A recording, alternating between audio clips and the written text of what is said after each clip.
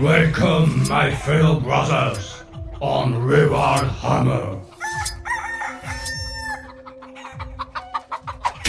Eh bien le bonjour à tous mes très chers amis du Wargame, bienvenue à tous sur Rural Hammer, la chaîne du Wargame à l'ancienne.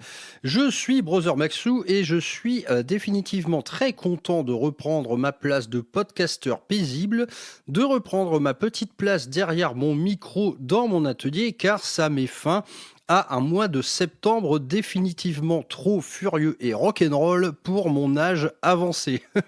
C'était beaucoup trop intense, une centaine d'heures de taf de nuit sur du contenu pénible, une énorme grippe qui aura duré pas moins de 2 semaines, finir le Titan, commencer à peindre l'agresseur bombe, finir le projet modélisme Iron Warrior, il y a eu un festival de rock qui a duré tout le week-end sur lequel je travaillais. Bref, en tout cas, ça a fini par une petite escapade en amoureux du côté de Fontainebleau et de ses belles pierres et de ses beaux arbres, plus une petite plongée dans les coulisses d'un tournage YouTube que je garderai secret pour le moment. Bon, pour se retrouver, quel meilleur moyen de se faire une petite gazette des familles, une gazette qui recouvre à peu près 2 mois et demi d'actualité Games Workshop. À vrai dire, la dernière fois, c'était pour le Big Summer Reveal avec les nouveaux Nains du Chaos, nouveaux Space Marines et compagnie. Je viens de faire le petit récap de nouveautés parues depuis. Il y a du boulot, les gars. Donc, ça méritait bien une petite émission de news. Et si on parle d'actualité, eh bien, on va parler premièrement des actualités du podcast, donc les actualités de Rural Hammer et de sa petite association. Parlons de l'association. Écoutez, je suis plutôt content du nombre d'adhérents existants. On se dirige gentiment vers la 50aine. Honnêtement, c'est un cap que j'aimerais franchir d'ici la fin de l'année. 50 adhérents, c'est franchement le signe d'une association déjà très sérieuse.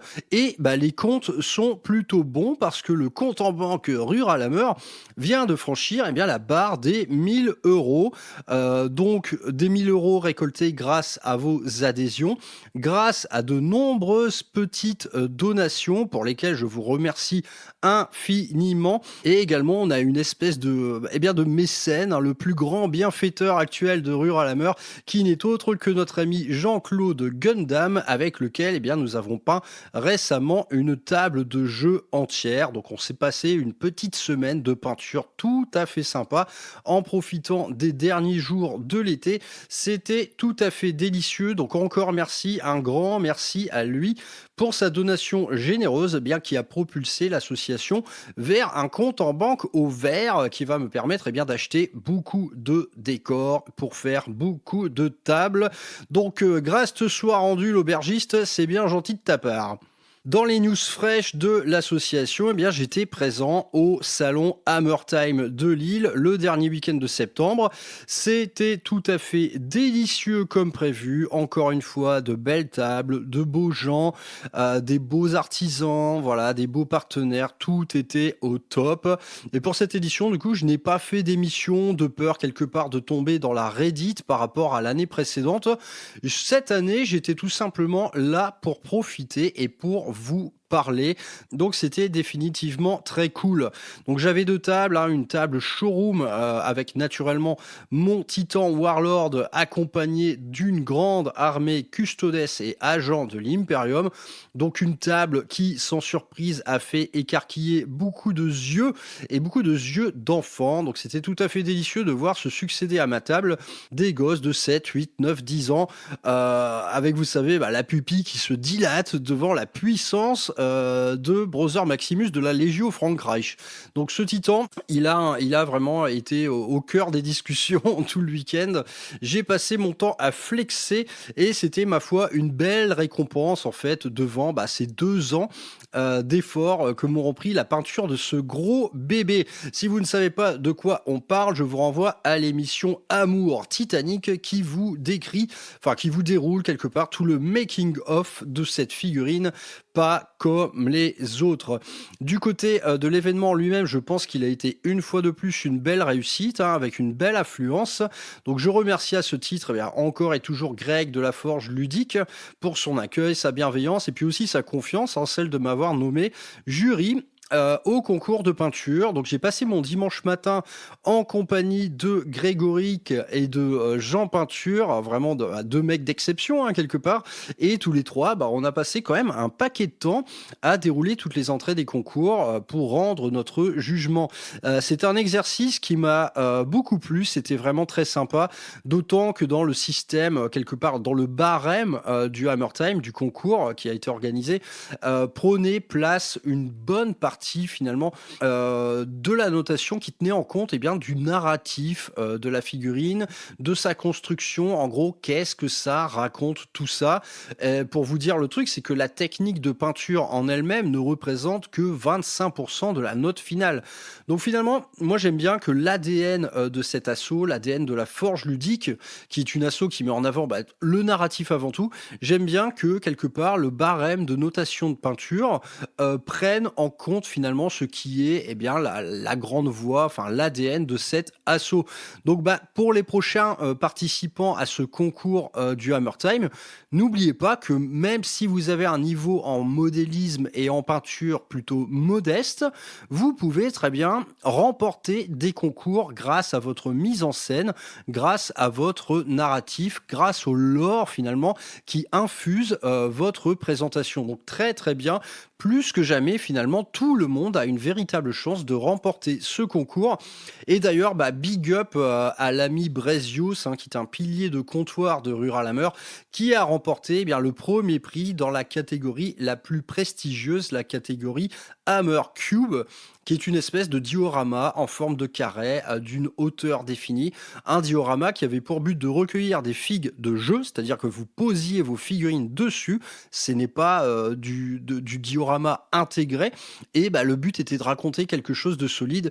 Et le sien, il a absolument pulvérisé la concurrence grâce finalement à ce qu'il racontait. Donc bravo Brezios pour ta première place dans ce joli petit concours. Et puis naturellement, le Hammer Time, ça a été l'occasion de vous rencontrer, vous tous, les ruralistes, qui êtes venus quand même en nombre. Un bon paquet d'entre vous m'a offert des bières.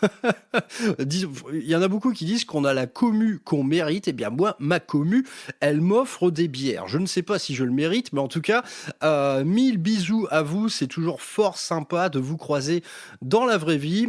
Comme l'a dit ce cher Rémi Clown, on est toujours finalement, on a l'impression de se connaître depuis toujours, alors que finalement parfois on est des parfaits inconnus qui se rencontreront pour la première fois.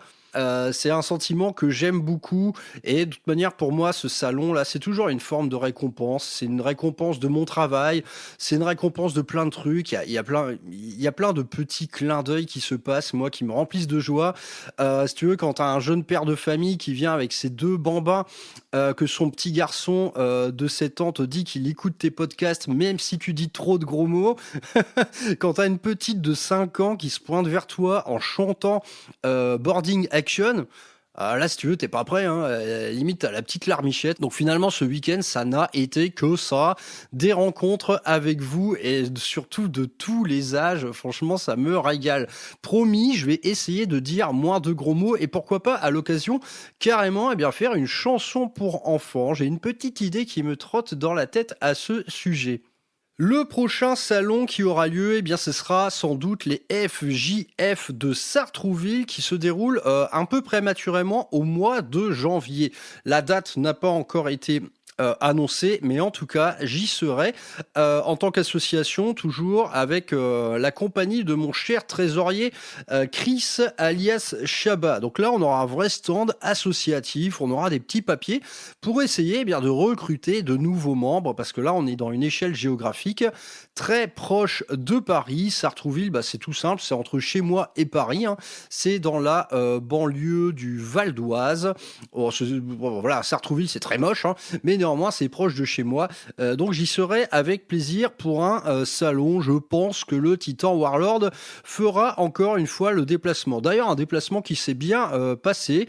Je l'ai mis sur mon siège passager, une petite couette sur la gueule, la ceinture de sécurité et roulé jeunesse. On a longuement échangé sur l'autoroute à parler de souveraineté économique et d'énergie nucléaire. Mon Titan aime beaucoup parler de ça. Donc je vous donne rendez-vous plus tard pour ce FJF de Sartrouville sur lequel je communiquerai davantage une fois qu'on aura la date, une fois qu'on aura un peu le déroulé de tout ce qui va se passer sur place. Mais c'est encore une fois un gros salon, hein. Le FJF, c'est un gros salon qui existe depuis longtemps. Donc au plaisir de vous y retrouver. Si vous habitez Paris, vous aurez bien tort de ne pas faire le déplacement.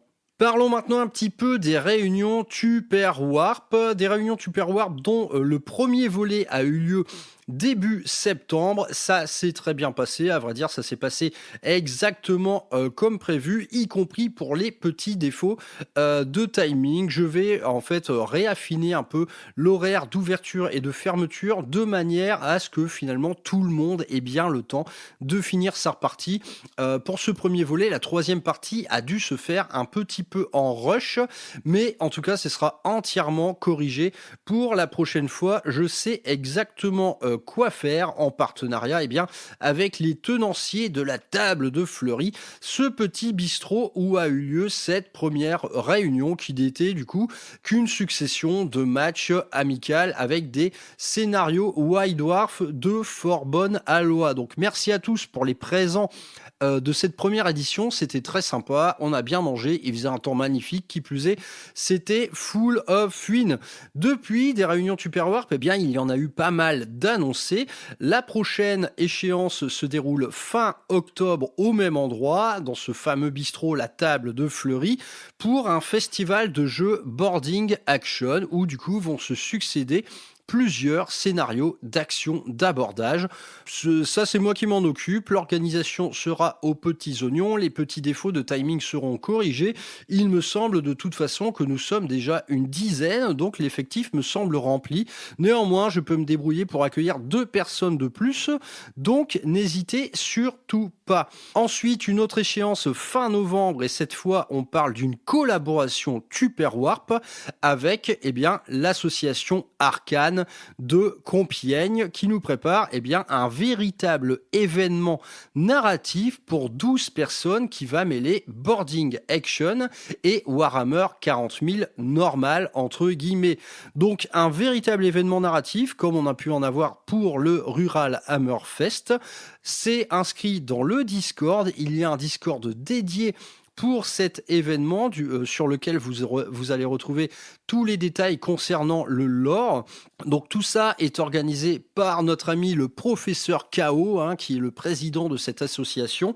Il reste encore des places, ça a été annoncé longtemps à l'avance, donc là non plus, n'hésitez pas, c'est près de Compiègne, donc si vous êtes par exemple autour de Lille, c'est à peu près 1h15, 1h30 de route. Vous auriez bien tort de vous en priver également.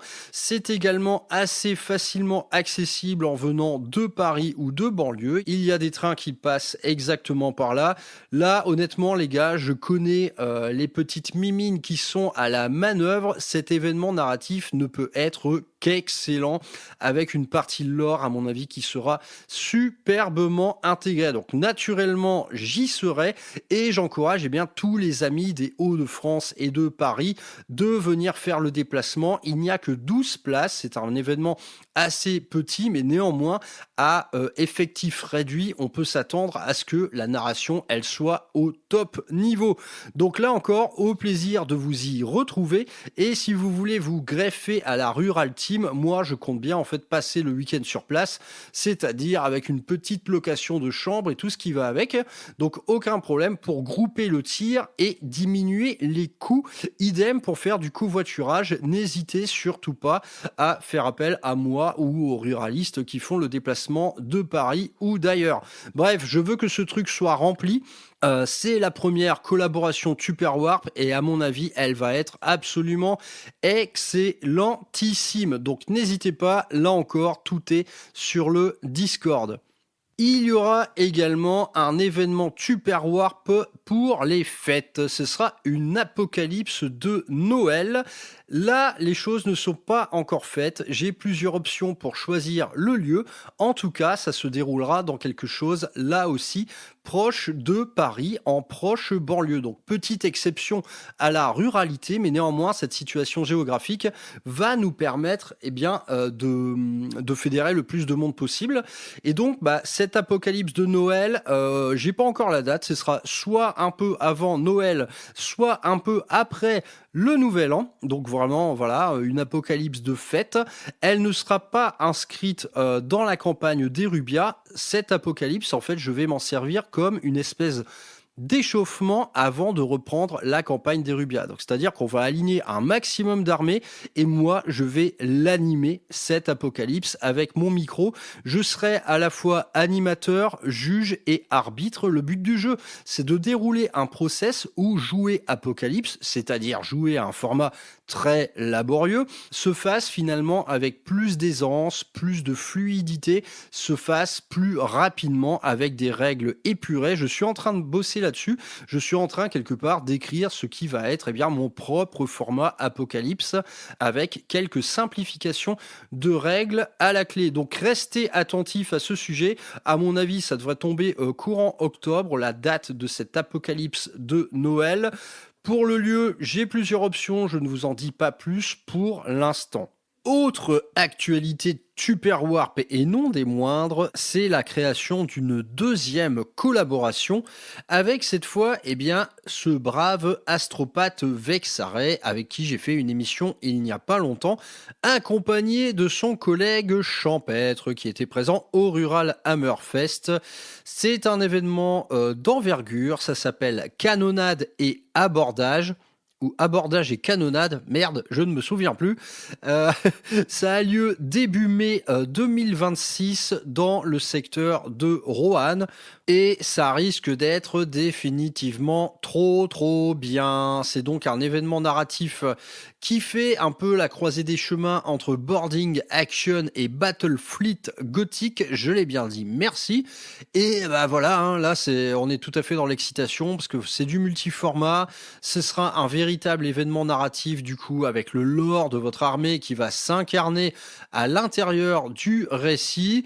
Ils ont le temps les mecs, mais néanmoins je pense que ça va être un travail de fou et je suis là pour vous aider les gars, n'hésitez jamais. En tout cas, j'y serai, c'est loin de chez moi mais je trouverai un moyen d'y aller en profitant du voyage pour faire d'autres choses, des petites vacances, des petites dégustations de vin, des petites visites chez d'autres collègues de la région Rhône-Alpes ou dans la Loire ou que sais-je. Bref, tout ça, ça va avoir lieu, abordage et canonnade organisé par Vexaray et Champêtre début mai. Vous avez le temps de voir venir, en tout cas n'hésitez pas, là encore sur le Discord il y a tous les liens disponibles, il y a un Discord créé spécialement pour cet événement, donc n'hésitez pas à venir y discuter. Vous inscrire, préparer, discuter avec les organisateurs, ils se feront un plaisir de vous répondre. Donc là les mecs, vous avez de quoi voir venir, vous pouvez préparer la chose du mieux possible, c'est-à-dire covoiturage, logement, organisation avec d'autres ruralistes évidemment. Voilà, là franchement, à mon sens, c'est un immanquable. Autre petite actualité bonus dans l'association, ça va être la création prochaine d'un petit convoi de ruralistes qui sera désireux de se former aux joies de la sculpture. Ça se passera dans la région Tourangelle, donc autour de Tours, dans la Loire, aux côtés de Joseph de Maharprod. Maharprod qui est il fait beaucoup de choses, le mec, il fait de la formation, il a une chaîne YouTube, il fait de la... Enfin voilà, c'est un être du hobby francophone absolument multitâche et surtout multicompétent. Le mec sait de quoi il parle. Moi, ça fait un moment que j'ai ça en ligne de mire.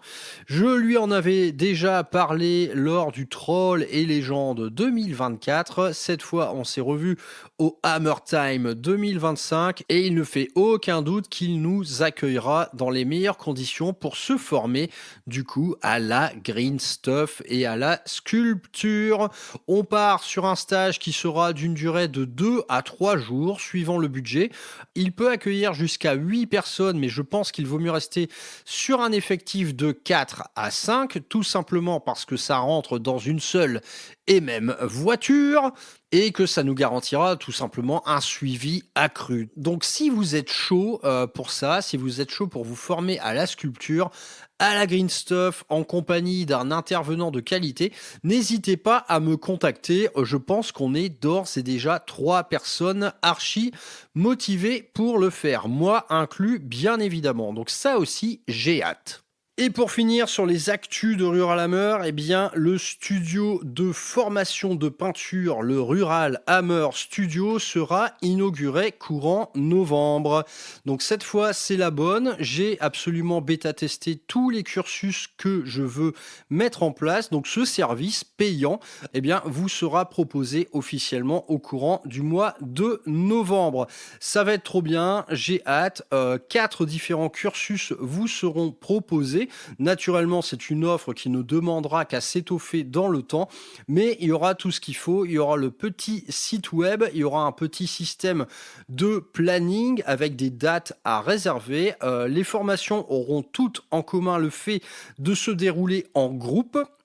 Sur une base de 3 personnes et je mettrai également en fait à l'ouverture un système de cours individuels, mais là naturellement qui devront être bien plus onéreux, mais néanmoins je sais que certains préfèrent carrément un cours particulier et c'est vrai que naturellement le suivi sera beaucoup plus attentif, mais honnêtement pour avoir essayé toutes les formations à 3 personnes, que ce soit du véhicule en commun, de la peinture de table, de l'apprentissage à l'aéro ou de la technique de pinceau, tout se fait très bien à 3 personnes. Je ne fais pas vraiment de compromis en termes de qualité de suivi et d'accompagnement pédagogique.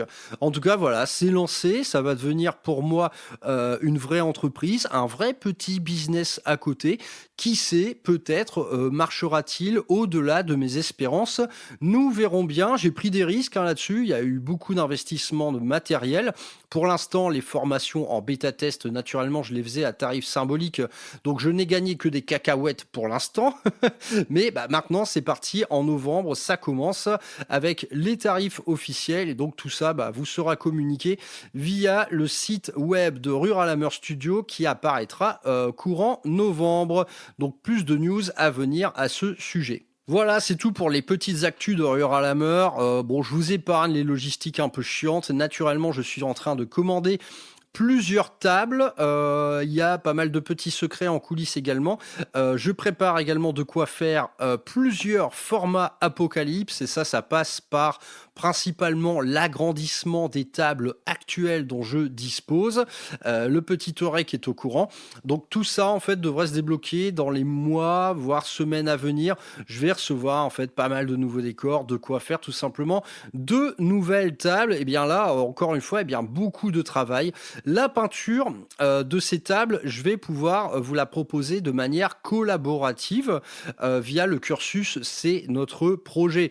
Vous pourrez venir à la maison ont tout simplement participé à la peinture des tables du studio, donc de l'association pour être précis.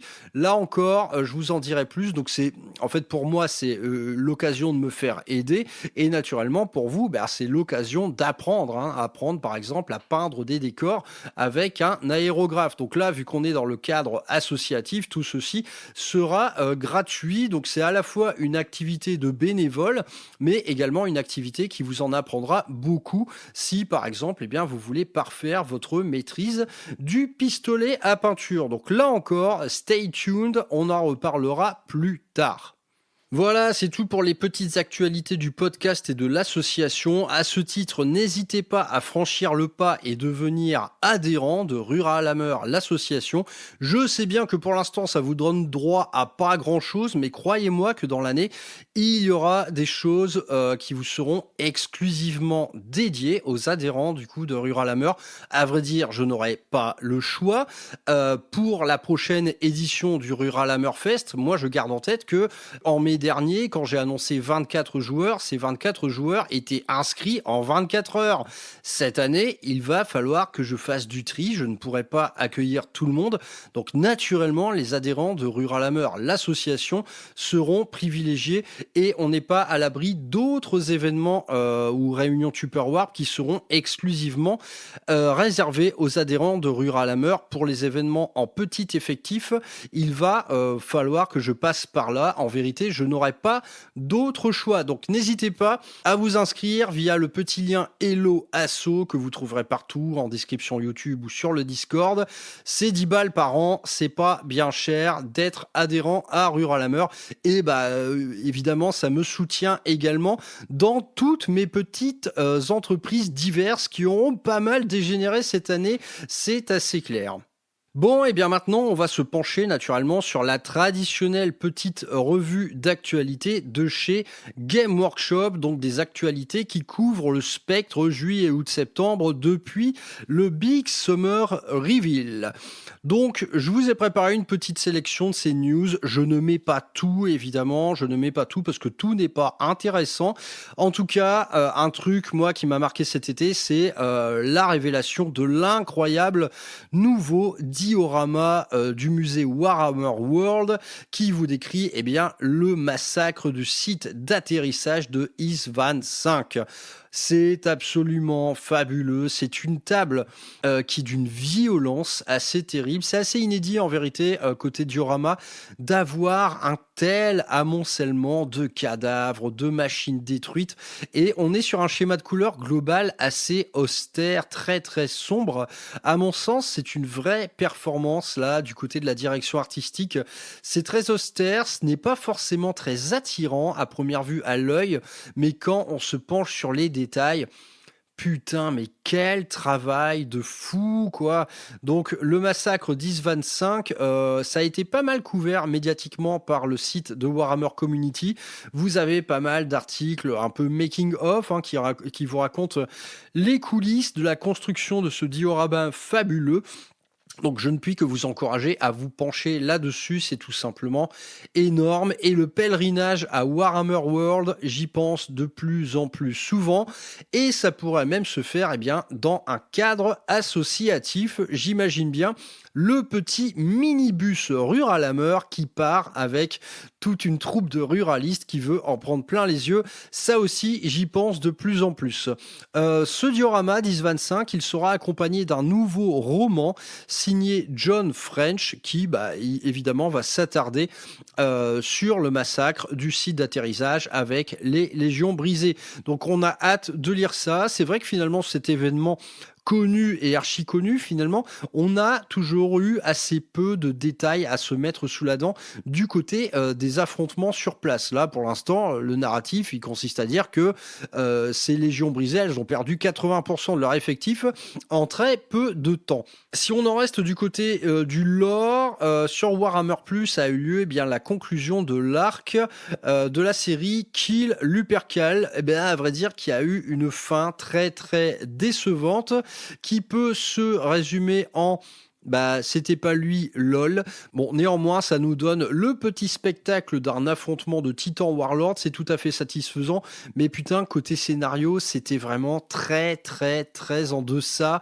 des attentes. Bon, quelque part, on reste un peu dans les symptômes de production du contenu de Warhammer TV, c'est-à-dire du contenu toujours sympathique, mais également bien souvent très, très bancal. Autre actu, et à vrai dire une actu parmi les actus, c'est de l'actu Space Marine. Alors les actus Space Marine, il y a un paquet de gens qui en ont marre, principalement les gens en fait qui ne se sont vus rien offrir ou presque durant la V10. C'est vrai que quand je me mets à la place des joueurs, je sais pas, Drukhari, World Eaters, enfin bref, il y a de nombreuses factions en fait qui ont eu très très peu ou pas de nouveautés durant cette édition. Une édition voilà qui était quand même la 10e, hein, l'édition où tout le monde, je pense, a formulé le plus d'attentes possible.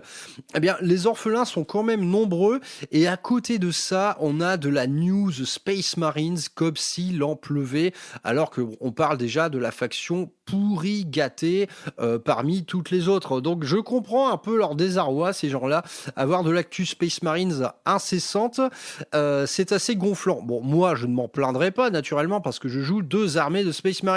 Donc première de ces actus SM, ça va être l'accompagnement tout simplement des nouvelles sorties en termes de règles. Donc tous les nouveaux personnages révélés durant le Big Summer Reveal, ils sont sortis pour la plupart d'entre eux, ils sont accompagnés naturellement d'une nouvelle datasheet et en l'occurrence ils se sont lâchés sur le nouveau maître de chapitre de la Raven Guard, hein, Aeton Shan, qui est un véritable tueur.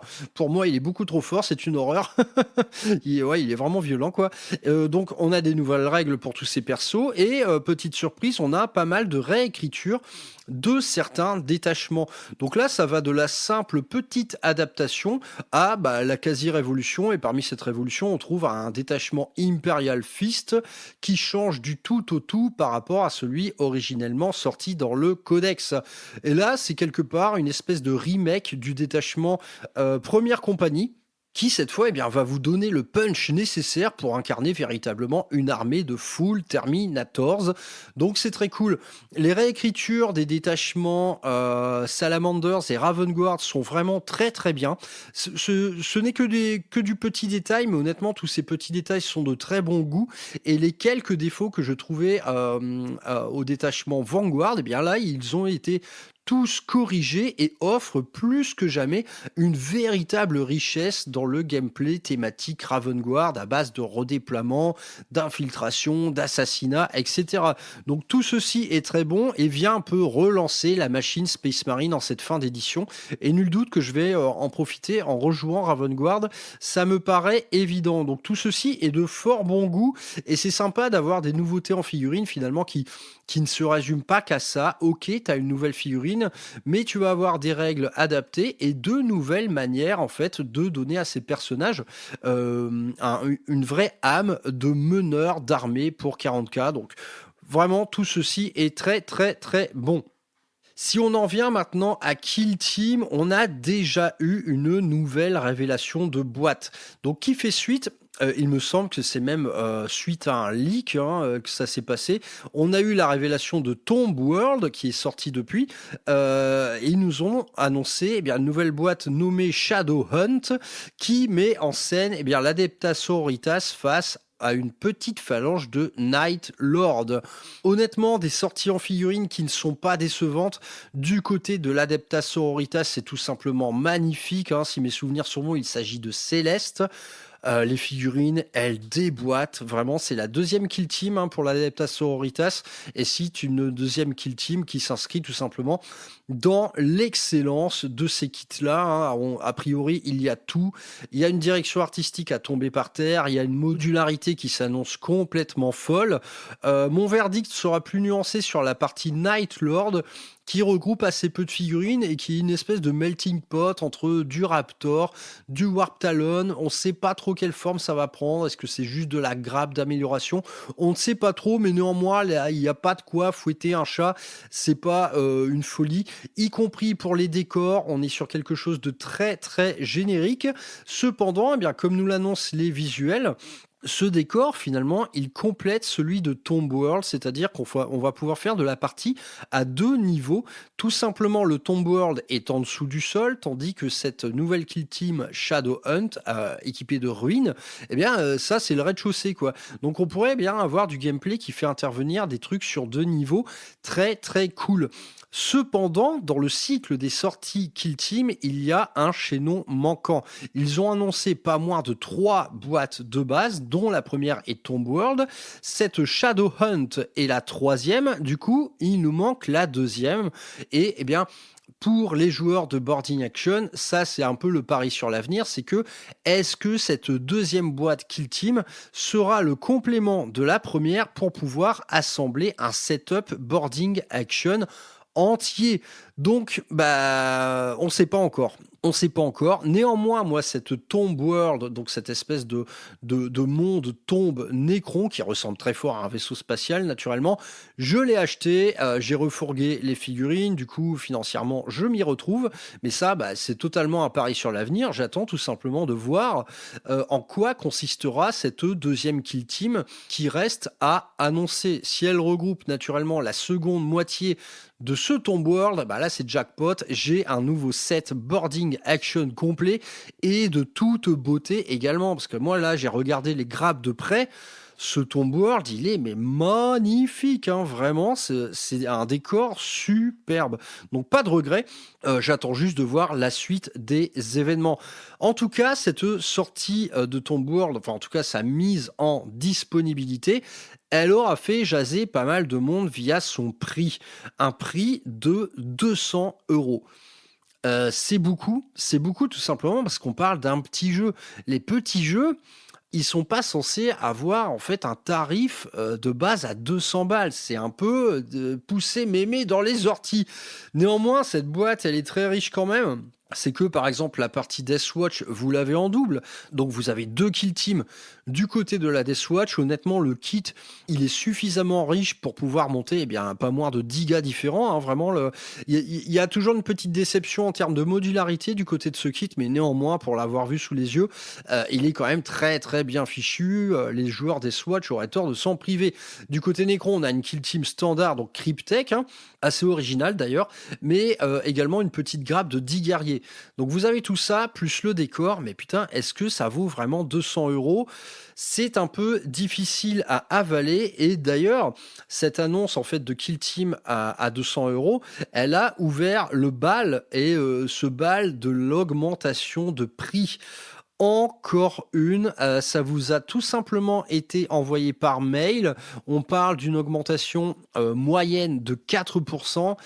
Mais en vérité, elle va faire extrêmement mal, parce que là, on commence à voir en fait sortir les kits avec les nouveaux prix affichés.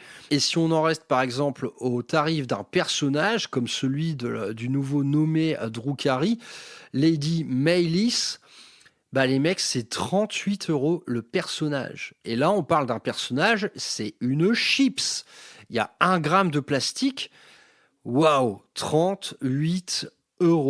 Nul doute que l'année prochaine, ce sera 40. Donc là, si vous voulez, l'émission que j'avais faite qui parlait de thunes, une émission qui se nommait Le prix et la valeur, que j'ai dû faire, mais il y a maintenant plus d'1 an. Il y a plus d'1 an, déjà, en fait, la dernière augmentation en date, elle a été particulièrement odieuse, hein. Elle a vu les combats de patrol, par exemple, passer en fait, c'est passé de 110 à 115, puis à 130. Maintenant, c'est 135. Cette nouvelle augmentation de prix, à vrai dire, il y a 2 ans, on est rentré dans le délirant. Mais au juste, maintenant, on en est où? Parce que depuis le délirant, il y a eu 3 augmentations successives. Donc c'est quoi la suite après le délirant? C'est quoi? C'est le odieux? Est-ce que ce serait pas tout simplement devenu inacceptable tout ça? Honnêtement, pour moi, je suis plutôt dans ce mood-là, hein. Ça devient inacceptable. Je pense que jamais de la vie, je ne mettrais 38 € pour un personnage seul. Et quand je vois la gueule des combats de patrol qui sortent et qui sont tarifés 135, c'est très mauvais, hein. Vraiment très mauvais. Je pense qu'en fait, on est en train de rentrer dans quelque chose qui va être inacceptable. Et je ne vois plus vraiment le moyen de contourner la chose. C'est-à-dire que même avec les revendeurs qui vous font du moins 20%, même en achetant chez Wayland, tout ça me paraît de plus en plus compliqué. Les boîtes de base vont être au-delà des 200 balles. Ça devient vraiment chaud. Là-dessus, j'ai pas de regret finalement d'avoir fait 2 énormes commandes Horus Heresy cet été, tout simplement pour avoir un stock de figurines qui va m'accompagner très longtemps. De toute manière, j'ai pas de nouveaux projets à faire avant très longtemps, du moins je l'espère. Mais là, ces achats avec ces nouveaux tarifs, putain, ça propulse le truc vers d'autres dimensions, hein. Et tous les exemples font vraiment mal, quoi. Là, si je prends par exemple la nouvelle boîte d'armure Astartes MK2 Assaut, on est sur une boîte d'escouade qui passe à 57,50 €, quoi. C'est vraiment brutal, quoi. Et je vous parle même pas des kill teams et du nombre de kits en fait qui sont devenus odieux. C'est-à-dire voilà, quand on regarde des vieilles boîtes d'escouade, par exemple de démons, mais regardez combien ça va coûter en fait une simple boîte avec 10 sanguinaires dedans. On est en train de franchir ce cap-là, on est en train de franchir l'inacceptable en vérité. Il y a des trucs finalement qui vaudront toujours le coup quand vous achetez une boîte de l'ordre de Saturnine, même si ça pique le porte-monnaie, néanmoins ce qui vous est offert dedans, c'est quand même terrible. Mais là, quand on voit cette dernière kill team à 200 €, quand on voit les dernières combats de patrol à 135, il n'y a rien qui va, hein, en vérité. Donc là, je sais plus trop quoi dire à ce sujet-là. Moi, c'est un problème qui va m'affecter très peu parce que bah voilà, j'ai une pile de travail absolument terrible. Bon, d'autres, certains appellent ça une pile de la honte. Mais en gros, de la figurine, j'en ai pour longtemps et j'aurai très peu de besoins en fait pour les mois, années à venir. Mais là, le débutant, il peut rien faire, hein.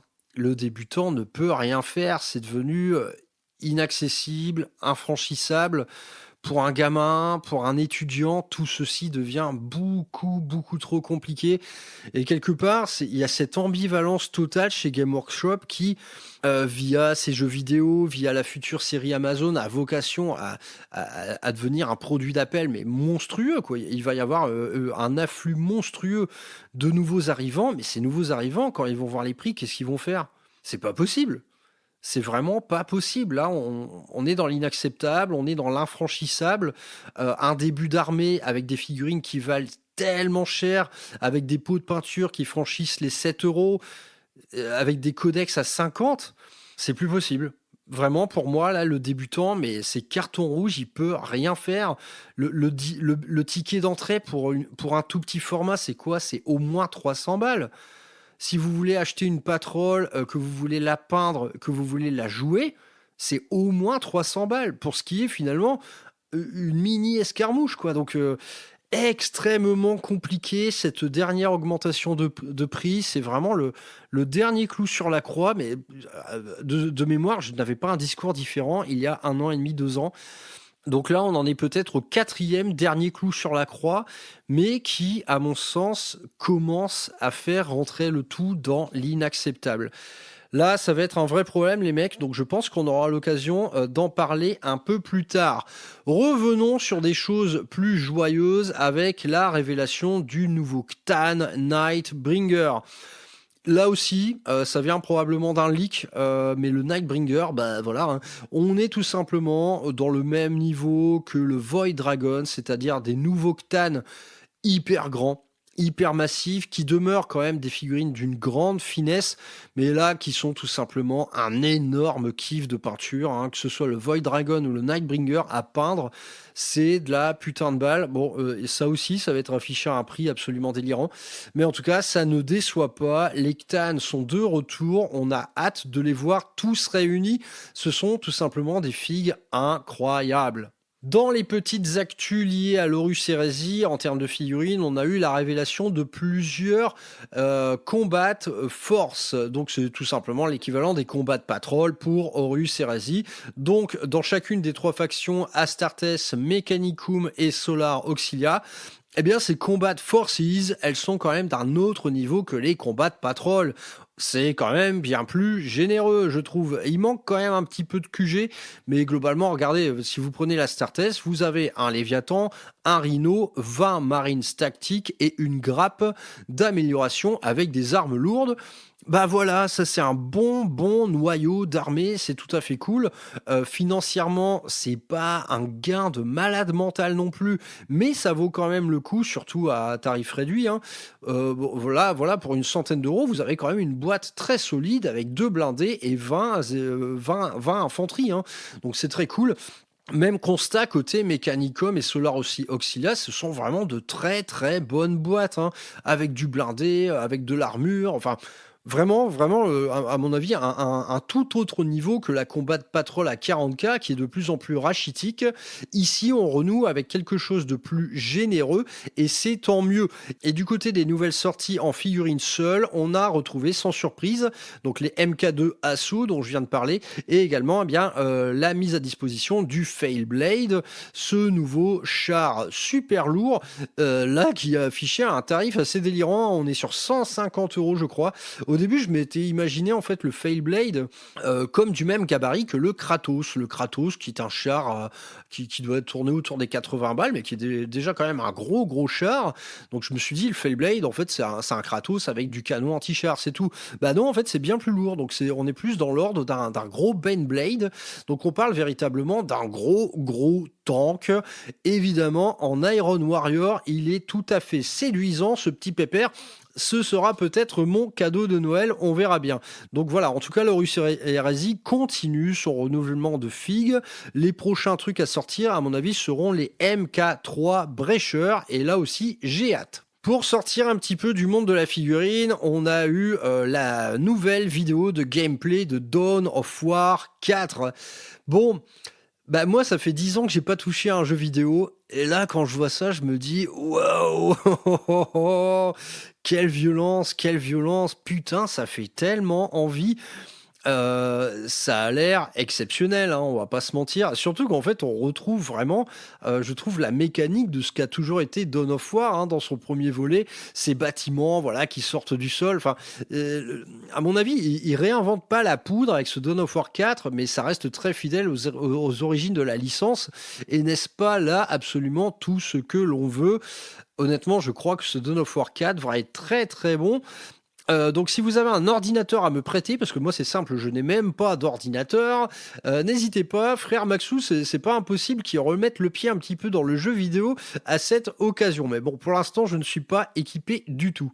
Je vais passer très rapidement, non, voire pas du tout, non, j'ai pas envie, la data slate. Voilà, la data slate de 40K, encore une. Ouah, j'ai bien envie de dire qu'on s'en fout, hein. Ouais, on s'en fout. Je veux pas trop en parler. Honnêtement, c'est encore une data slate. Ça commence vraiment à devenir redondant. D'autant que là, en plus, ça a été une data slate finalement en 2 étapes. Durant l'été, ils ont déjà fait une espèce de rééquilibrage en points du côté de tout ce qui posait problème, c'est-à-dire la Death Guard et les chevaliers. Et, je sais pas, même pas 2 semaines après, c'est renouvelle data slate où on retouche un peu à tout et cette fois à des véritables règles. Honnêtement, on s'en fout, c'est pas très intéressant tout ça. Il commence même à y avoir de sérieux écueils, comme pour les Space Marines qui rentrent de plus en plus dans la braderie. C'est encore une fois, et c'est un peu, franchement, j'ai l'impression que c'est la 10e fois qu'on a une baisse assez brutale en points. Les armées Space Marines, finalement, ça fait longtemps qu'elles ont perdu cet ADN d'armée d'élite peu nombreuses. Maintenant, putain, c'est la foule, quoi. C'est la foule, plus rien n'est cher en points. Les Land Raiders, ils ont baissé assez massivement. Les Dreadnought aussi, enfin... quand est-ce que ça va s'arrêter, en fait, cette braderie au Space Marine? C'est assez délirant, hein. Bon, pour le reste, honnêtement, une data slate pas très intéressante. Elle est toujours, en fait, bien calculée, hein, j'ai envie de dire. Il reste, à mon sens, très peu de trous dans la raquette pour cette dernière année de V10. Mais bon, néanmoins, moi je vois toujours que, ok, les data slates sont une réussite. Par contre, les sorties codex sont toujours une horreur. Il y a une vraie en fait différence là-dessus, hein, c'est que les sorties codex comme la Death Guard, c'est waouh, tout est extrêmement pété, mais voilà, est-ce qu'il faudrait pas mieux penser davantage en amont les sorties codex plutôt que de faire de la data slate un peu hystérique? Bon, on a parlé de ça déjà 100 fois. Cette data slate, honnêtement, elle est bien faite, hein, y a pas de souci. Mais on aimerait vraiment voir la tendance s'inverser, c'est-à-dire moins de data slate, mais des sorties codex qui sont moins débiles. Parce que plus d'une fois, ça a été débile, y compris les nouveaux détachements qui vous sont généralement offerts via ces data slates. Plus d'un a été complètement con, comme le Daka Orc par exemple. Voilà, et on n'en est pas à une seule occurrence de détachement débile qui roule sur tout le monde en tournoi pendant 3 mois. Bon, voilà, on en revient toujours au même point, la fameuse métastase. J'ai déjà tout dit à ce sujet, n'en disons pas plus pour l'instant. Du côté de Warhammer Plus, on a eu la révélation des 2 nouvelles figurines. Bah, j'ai envie de dire que ça monte en gamme, hein, les gars. Ça monte en gamme. Ces figurines Warhammer Plus, elles deviennent plus que jamais un solide asticot au bout d'un crochet de pêche. Hein, et c'est clair que moi, quand j'ai vu la figurine de Spirit Seer, bah les mecs, je me suis réabonné pour 1 an. Hein. Cette figurine, je la voulais. Elle est tout simplement à tomber par terre. L'équivalent chez AOS est tout aussi stylé. Bah voilà un Warhammer Plus, si c'est toujours la promesse de figurines de cette qualité, avec à chaque fois en plus le petit socle scénique, bah on fonce, hein, on fonce honnêtement. L'abonnement est à 50 balles, on a déjà une figurine magnifique, donc au nouveau tarif, ce genre de figurine devrait coûter au moins 38 euros. Donc bah voilà, quelque part, ça revient un peu à acheter la figurine. Donc ça fait un moment que je suis pas allé voir les contenus de Warhammer Plus, Kill Lupercal m'a tellement pété l'ambiance que je ne suis pas retourné depuis. On en reparlera plus tard de Warhammer Plus, mais apparemment il y a une nouvelle série AOS qui a l'air très très bien. En tout cas, ces nouvelles figurines Warhammer Plus, honnêtement, encore une fois, j'ai envie de dire, c'est un sans faute et on aurait bien tort de s'en priver. Si on en vient maintenant du côté des sorties codex, il y a pas mal de choses. On a les Imperial Knights qui font leur retour. Un codex sur lequel je ne me suis pas penché plus que ça, parce que vous connaissez un peu mon désintérêt par rapport à ces factions. J'adore les Imperial Knights, c'est pas le problème. Mais les jouer en tant que faction à part entière, moi ça ne me plaît pas. Et encore une fois, j'ai l'impression d'un codex qui en fait un peu des caisses pour donner le plus de corps possible à une faction qui regroupe très très peu de figurines différentes. Les différentes variantes de chevaliers finalement ne sont souvent que des options d'armement. Moi je trouve que leurs personnalités sont un peu en retrait. Du côté du lore, c'est un peu bancal tout ça. Donc voilà, moi les Imperial Knights, c'est pas une faction que j'aime bien. En jouer en allié, oui, absolument tous les jours, mais le codex entier pour ça, à mon avis, c'est encore un codex qui est épais comme une feuille de chou et néanmoins tarifé au prix fort. En plus, avec un gameplay que l'on connaît tous, un gameplay résolument asymétrique. Donc en narratif, ça peut être excellent, mais pour faire du match play, moi, j'aime pas, jamais de la vie, en vérité. On a également bien les nouveaux Drukhari, et par nouveau, je vais mettre des guillemets sur nouveau, parce que une fois encore, enfin. Je suis pas trop d'accord avec ce discours-là qui consiste à dire que les Drukhari sont les mal aimés de Warhammer 40 000. Pour moi, ça a été tout simplement le meilleur codex de toute la V9. Et puis les figurines sont toujours aussi cool à mon sens. Mais là, c'est vrai que pour la V10, c'est décevant. Du côté des nouveautés, on a juste un nouvel Archon qui est très cool parce qu'il est déclinable en 3 versions et qui sont vraiment toutes de fort bonne aloi. Et Lady Maylis qui est donc un nouveau perso nommé. Donc ça évidemment ça va pas révolutionner votre gamme et ça va pas révolutionner votre gameplay non plus. Et la vraie déception, elle consiste à se pencher sur ce qui fut encore du kit en fait Finecast. Ces kits Finecast, ils ne sont pas actualisés et même pour une partie d'entre eux, ils sont tout simplement éradiqués des règles à l'image des grotesques Drukhari. Donc ces grotesques qui sont pourtant une unité vraiment excellente dès lors qu'on joue un peu Coterie et Moncul, eh ben, ils sont tout simplement rayés de la liste. Il n'y a plus de règles, vous pouvez plus les jouer et il n'y a pas de nouvelles figurines non plus, donc très cruel. Et idem, en fait, pour pas mal d'unités, hein, toute la partie bête de Drukhari, elle se fait la malle. Donc voilà, ça, il n'y a pas de figurines, on peut pas les jouer. Ça devra tout simplement attendre la V11. Donc cette sortie s'accompagne néanmoins de quelques boîtes, comme une combat de patrol finalement assez intéressante parce qu'elle est uniquement dédiée au Coterie et Moncul. Donc ça vous fait quand même une bonne base de départ pour faire une armée très spécialisée. Là, à vrai dire, on peut même en fait envisager carrément l'achat de 2 boîtes pour faire une petite liste à 1000 points de Coterie et Moncul. C'est tout à fait cool.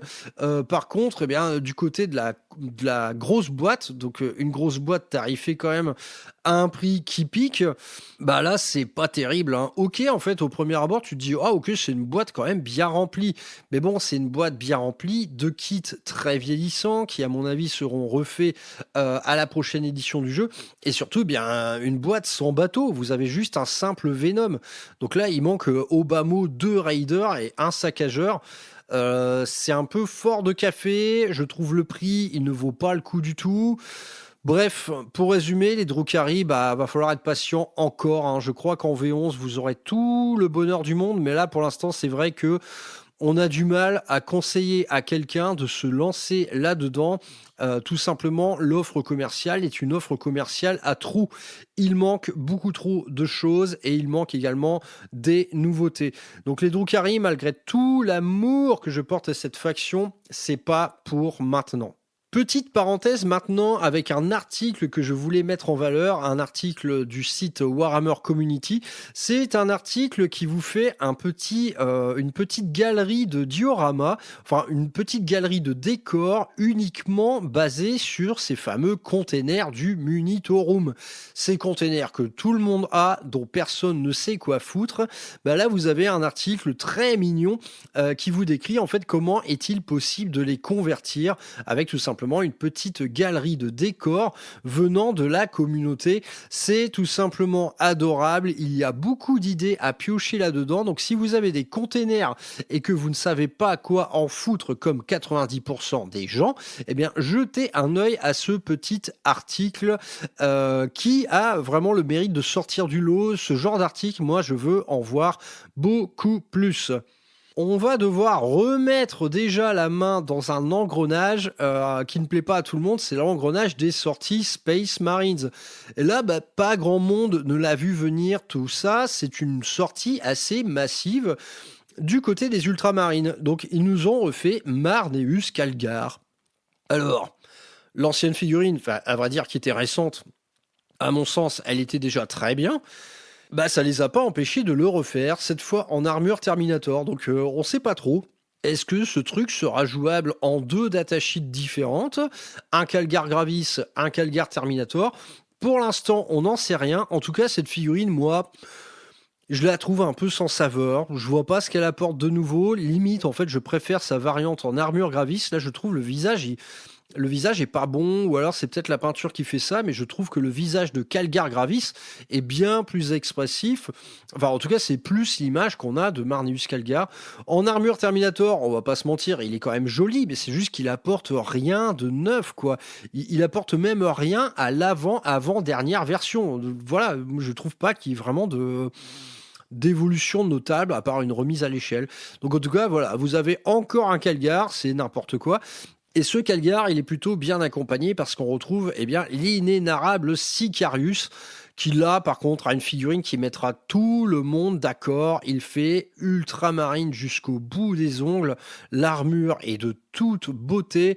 Sicarius, là, évidemment, on le veut et on le reveut.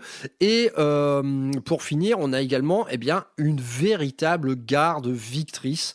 Donc une garde victrice qui prend le format premium de Warhammer 40 000. Je veux dire par là 3 figurines pour 50 balles, vraiment le tarif Blade Guard, quoi. Bah là, cette garde victrice, idem, elle ne déçoit pas non plus. On est tout à fait dans la lignée de ce type de figurine en Space Marine, hein. Dernièrement, on avait les Aid Takers chez les Space Wolves qui étaient à tomber par terre. Bah là, vous avez une garde victrice à tomber par terre, hein, qui profite a priori de beaucoup d'options d'équipement, avec la plus grande bannière de tout Warhammer 40 000, avec des armures romaines, mais de toute beauté. Là, par contre, c'est clair qu'on y gagne beaucoup par rapport à la précédente incarnation de la garde victrice qui consistait juste à avoir deux pimpins qui suivaient Marneus Calgar dans son blister. Bah là, cette fois, vous allez pouvoir en faire 2 escouades de 6, moyennant à peu près 200 €.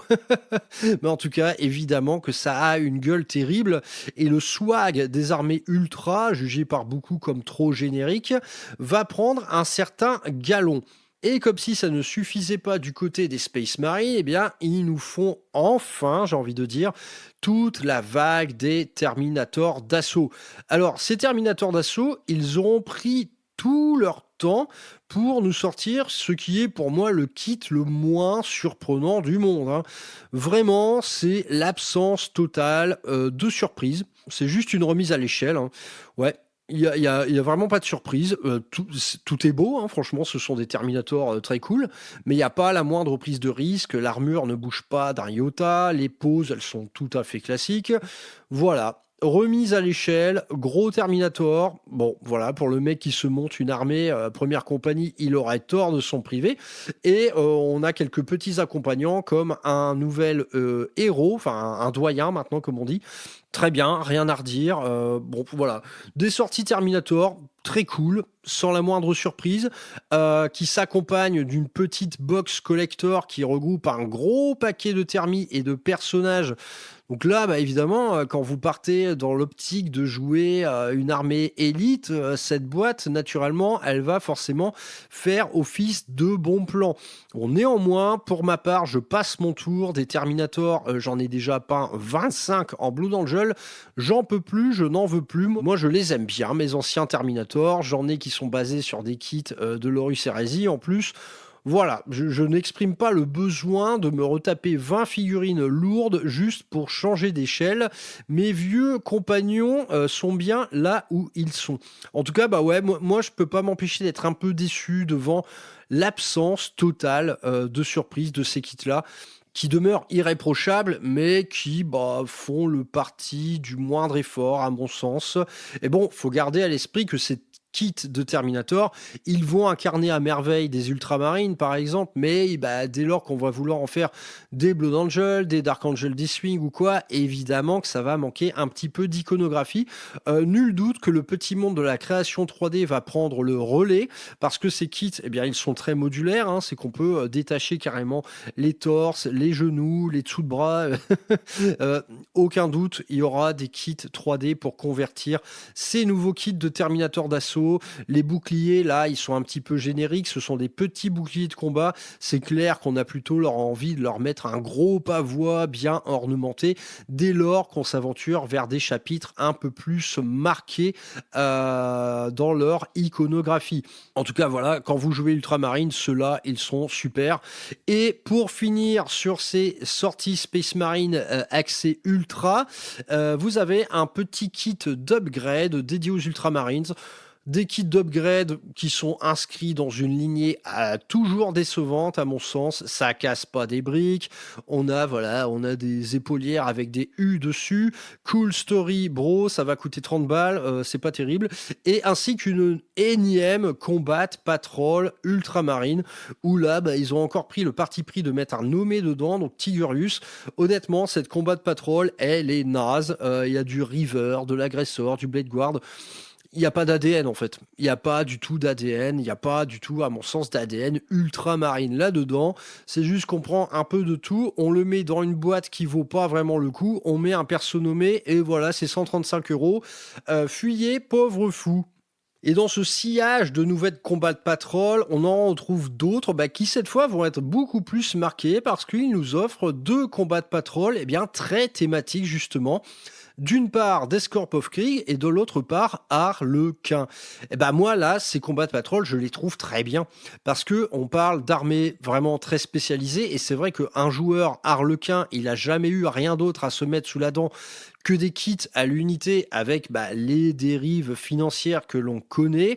Honnêtement, cette petite boîte, elle va lui faire du bien aux joueurs Harlequin. C'est très très cool.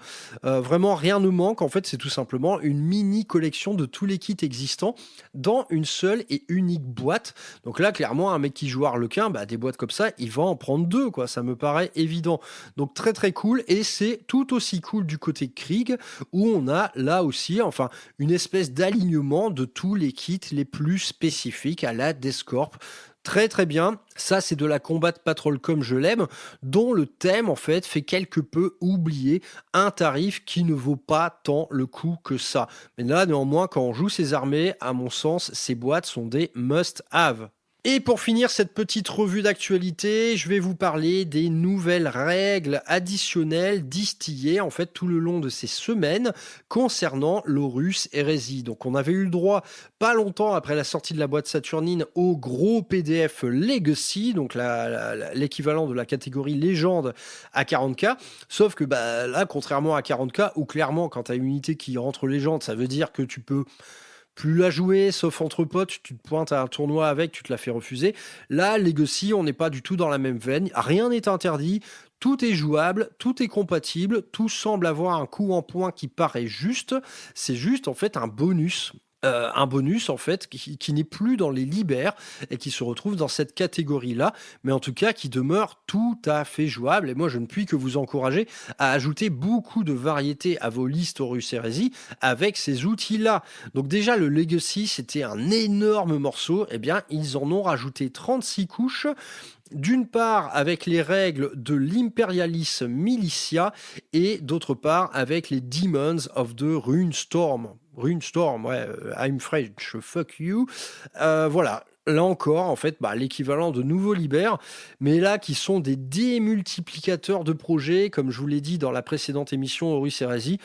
L'Imperialis Militia seul, c'est un puissant fond d'armée thématique. Vous pouvez incarner la chose à travers 1001 idées. Et idem pour les démons. Hein. Là, dès lors que vous jouez une légion assez couillue au niveau de l'exercice des flux du Warp, typiquement du World Bearers, là vous avez tout ce qu'il faut pour accompagner vos World Bearers de démons et en tout cas une légion qui accompagne de démons, il y a des thèmes très précis en fait dans le narratif de l'hérésie d'Horus. Dans les dernières heures du siège de Terra, ça y est, les démons sont sur terrain. Hein. Donc là, c'est une idée géniale pour faire du Son of Horus allié avec du démon face à de l'Imperial Fist qui, elle, de son côté, aura fait appel justement à cette Imperialis Militia, donc les milices, c'est-à-dire les pimpins de base qui se battent avec des arquebuses. Donc là, c'est-à-dire en fait le dernier effectif vivant de Terra. Là, il y a moyen d'incarner ça. On a toutes les règles du monde. J'ai pas encore fait le tour de tout, mais honnêtement, tout est génial, tout est très bien écrit, tout donne des idées. C'est dangereux. Ces nouvelles règles, honnêtement, c'est dangereux. Et comme si ça ne suffisait pas, ils nous ont enfin sorti les règles liées aux Inducti Astartes. Les Inducti, c'est tout simplement, dans le lore, des troupes créées à la va-vite, c'est-à-dire des Astartes de première urgence qu'on a créées pour renforcer les forces présentes sur les différents fronts de l'hérésie d'Horus. Et donc, cette création accélérée d'Astartes, elle s'accompagne parfois de quelques tares, et on y retrouve quelque part les thématiques liées au Primaris, c'est-à-dire que les Inducti ont eu du mal à incorporer leur légion parce qu'elles n'ont pas été forcément endoctrinées comme les autres, elles sont moins au courant des us, coutumes et traditions de la légion qu'elles vont intégrer. On retrouve un peu cette même thématique en fait un peu paria dans l'inclusion de troupes Inducti, mais en tout cas là, quelle que soit la légion que vous ayez choisie, il y a des règles Inducti pour tous les types de légions et c'est trop cool. On peut varier les couleurs sur les armures, on peut varier les héraldiques, il y aura des règles spéciales bien à eux. Donc là encore, c'est une occasion de rajouter une jolie couche de variété dans votre projet Legiones Astartes. Bon bah voilà, cette gazette touche à sa fin. Néanmoins, il s'est passé un truc rigolo pendant l'enregistrement de cette émission, c'est qu'il y a une news qui a popé, qui répond intégralement à une question soulevée précédemment. C'est tout simplement la révélation de la deuxième étape des boîtes Kill Team. Ça vient vraiment, je l'ai vu il y a 5 minutes, donc c'est très rigolo. Les scouts Space Wolves vont affronter des armures Steels de l'Empire Tau dans une extension de Tomb World. Donc j'ai la réponse à ma question. Cette première boîte Tomb World a donc sa petite sœur et nul doute qu'une fois ces deux boîtes réunies, ça nous fait un véritable set boarding action. Donc naturellement, une boîte que je vais prendre, je vais revendre les figurines. Les Space Wolves, nom de Dieu, mais ils sont pourris gâtés les mecs là. Les scouts, ils sont magnifiques. En plus, ils sont dans de véritables armures Phobos. Il y a même un prêtre des runes en armure Phobos. Putain, les mecs, ils ont mangé de la figurine jusqu'à plus soif durant cette V10. L'expérience, elle est très déséquilibrée avec certains autres chapitres auxquels on arrache les ailes. Je jalouse, les Space Wolves, ça, c'est pas juste. C'est pas juste. Néanmoins, je suis très content. Ça répond à la question. Voilà, deuxième kit Kill Team qui sera le complément du précédent. J'espère que ça va pas encore coûter 200 balles. Néanmoins, comme d'hab, je vais revendre les figues, tout ça, pour m'y retrouver financièrement. Le tout à tarif rural, évidemment. Nul doute que ça partira en 1 minute 30 sur le Discord de Rural Hammer, qui demeure la seule véritable plateforme de bonnes affaires, si vous aimez chiner. N'allez plus sur le bon coin, ça sert à rien. Le Discord de Rural Hammer, c'est beaucoup mieux. Donc cette nouvelle key team, elle s'appelle Silence de mort et elle répond à toutes mes questions précédentes. Donc je suis heureux, la boucle est bouclée. Joli petit coup de karma durant l'enregistrement de cette émission. Et je suis obligé de faire un dernier insert à cette émission. Je suis désolé, j'ai horreur de faire ça parce que l'actualité m'a rattrapé. Cette fameuse deuxième kill team, non, elle ne comporte aucun putain de décor. Donc elle ne sera pas le prolongement de la kill team Tomb World en termes de décor. Cette boîte-là, c'est simple, vous n'aurez que les deux petites kill teams dedans et c'est absolument tout. C'est tout. Donc voilà, mon set de décor Tomb World risque bien quand même de tomber dans l'oubli. Moi, j'ai acheté ça en mode ok, je prends le pari qu'il y aura une suite. Et bien là, pour l'instant, il n'y en a pas. Malgré 3 boîtes d'annoncées d'ores et déjà, ça commence à sentir pas bon. Voilà, on y est. C'est la fin de cette émission de rentrée, enfin plutôt de reprise pour moi, de reprise du podcast qui a été un peu à l'oubli durant ce mois de septembre. N'ayez crainte, là je suis en forme, je ne suis plus malade, j'ai plein de projets peinture en cours, ça va chier. Donc je vous dis à tout bientôt pour un nouvel épisode de votre petit podcast des prairies préférées, mes petits mignons. Salut!